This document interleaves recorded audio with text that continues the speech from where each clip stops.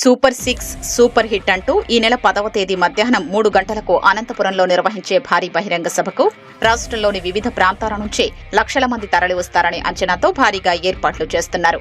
ముఖ్యమంత్రి చంద్రబాబు, ఉప ముఖ్యమంత్రి పవన్ కళ్యాణ్, మంత్రి నారా లోకేష్, బీజేపీ రాష్ట్ర అధ్యక్షుడు పీవీఎన్ మాధవ్ సహా 3 పార్టీల అగ్రనేతలు ఈ సభకు హాజరు కానున్నారు. 15 నెలల్లో తీసుకున్న కీలక నిర్ణయాలు, 1,00,000 కోట్లకు పైగా ఖర్చుతో సూపర్ 6 హామీల అమలు, అభివృద్ధి కార్యక్రమాల్ని సభా వేదికగా వివరించనున్నారు.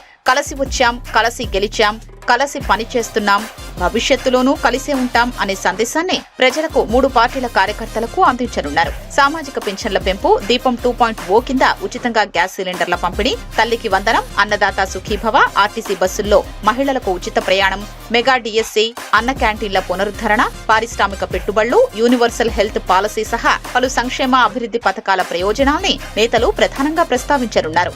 ఎస్సీ, ఎస్టీ, బీసీ, మైనారిటీ, చేనేత సహా అన్ని వర్గాల అభివృద్ధి, సంక్షేమం కోసం తీసుకుంటున్న చర్యల్ని సభలో చెప్పనున్నారు. హంద్రీనీవా కాల్వల విస్తరణ ద్వారా రాయలసీమ చివరి భూములకు నీరు అందించిన విషయాన్ని తెలపనున్నారు.